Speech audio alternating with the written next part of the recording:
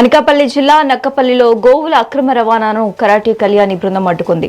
జాతీయ రహదారిపై 3 బొలెరో వాహనాల్లో సుమారుగా 36 గోవులను తరలిస్తున్నట్లు సమాచారం అందింది. దీంతో గో సంరక్షణ సమితికి చెందిన కరాటే కళ్యాణి బృందం అప్రమత్తమైంది. వాహనాలను అడ్డుకుని గోవుల తరలింపుపై ఆరా తీసింది. అనంతరం 3 బొలెరో వాహనాలతో పాటు గోవులను నక్కపల్లి పోలీస్ స్టేషన్ కు అప్పగించింది. ఈ సందర్భంగా గోవుల అక్రమ రవాణాపై కళ్యాణి ఆగ్రహం వ్యక్తం చేశారు. ప్రభుత్వం, పోలీసులు కఠిన చర్యలు తీసుకోవాలని డిమాండ్ చేశారు.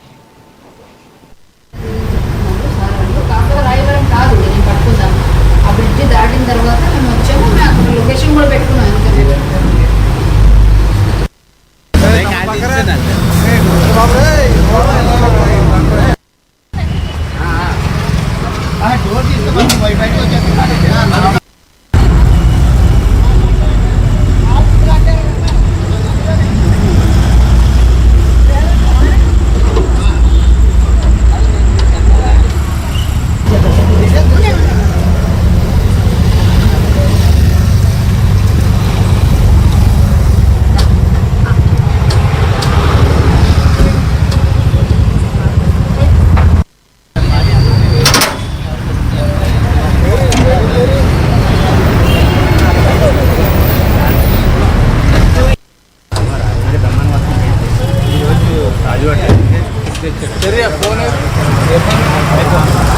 నక్కపల్లి పోలీస్ స్టేషన్ పరిధిలో 1 కిలోమీటర్ పోలీస్ స్టేషన్ దగ్గరలో ఒక బండి ఆగుంటే మేము ఏంటి ఇందులో తీసుకెళ్తున్నారు, మీ దగ్గర ఏమున్నాయి పేపర్స్ చూపించండి అని అడిగితే ఆ పేపర్స్ చూపించండి అడిగినందుకు వాళ్ళు మా దగ్గర ఏం లేవండి, ఫోన్ లేదండి, కనీసం పేపర్స్ లేవండి అన్నారు. అదేంటి ఆ పేపర్స్ లేకుండా ఇన్ని తీసుకెళ్తున్నారు, లైసెన్స్ కూడా లేదండి మా దగ్గర, ఫోన్ లేదంటున్నాం అంటే అసలు పొంతం లేకుండా సమాధానాలు చెప్తున్నాడు. నాకు అర్థమైపోయింది ఇది అక్రమ రవాణా కన్ఫర్మ్ గాని. అయితే నేను అన్నాను పోలీస్ స్టేషన్కి వెళ్దాం పదా అని చెప్పాను. అనేసి మేము అబ్బాయిని తీసుకొని మేము వస్తున్న లోపల అక్కడ ఒక యాక్సిడెంట్ అయిందని అందరూ ఆగేసరికి ఇంకో 2 బళ్ళు వచ్చాయి.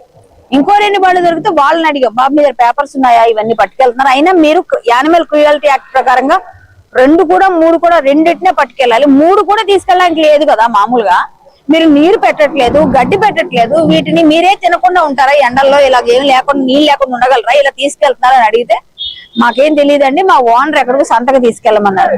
సంత ఇవన్నీ చెప్పొద్దు, మీ దగ్గర ఇన్ని లేవు, 10-15 పూలేస్తారు ఇందులో అని చెప్పి అడిగితే కుక్కేసి తీసుకెళ్తున్నారు.